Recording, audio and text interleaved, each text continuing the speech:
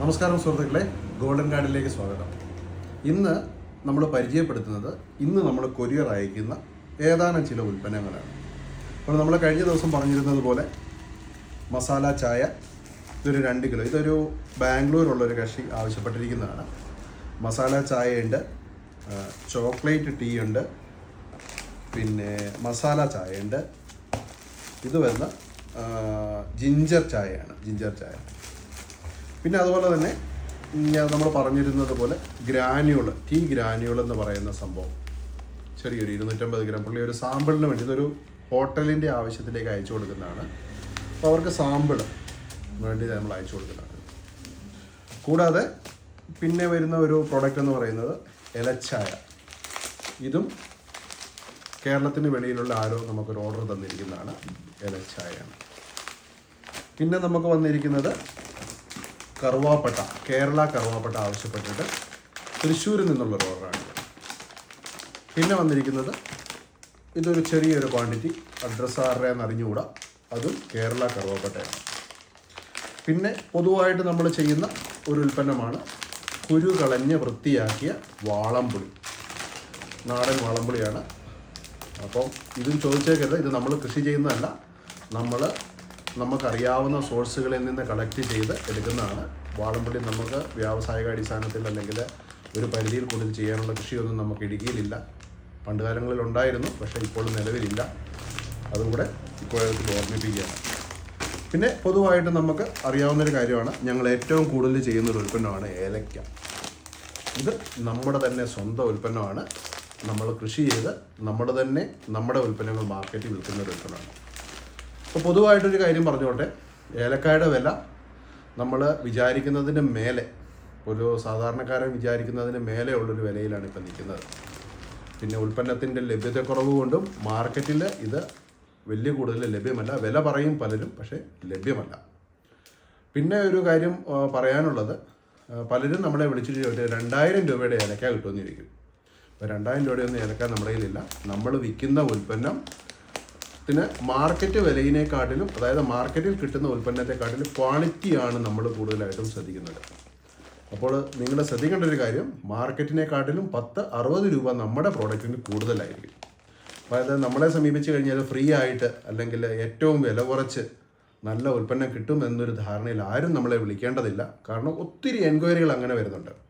നിങ്ങൾ കൃഷി ചെയ്യുന്നതല്ലേ, നിങ്ങൾക്ക് വില കുറച്ച് കൊടുത്തുകൂടെ, അല്ലെങ്കിൽ മറ്റുള്ളവർ വിൽക്കുന്നതിലും നിങ്ങളുടെ പറമ്പിലുണ്ടാകുന്നതല്ലേ എന്നൊരു ഇതിൽ നമ്മളെ വിളിക്കുന്നുണ്ട്. അപ്പോൾ അവരോട് നമ്മുടെ ഒരു റിക്വസ്റ്റ് ഇതാണ്, നിങ്ങൾ അങ്ങനത്തെ ഒരു ധാരണയിൽ നമ്മളെ വിളിക്കരുത്.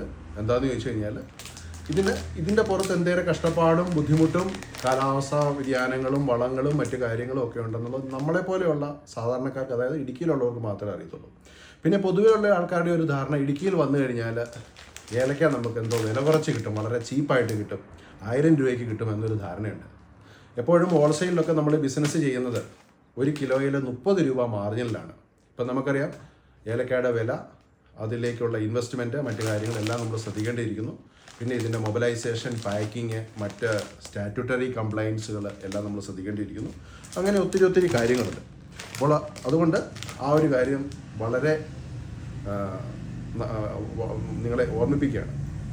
അതുപോലെ നമ്മൾ ആവശ്യപ്പെടുന്നവർക്ക് 250 ഗ്രാമിൽ വരെ നമ്മൾ ചെയ്തു കൊടുക്കുന്നുണ്ട്.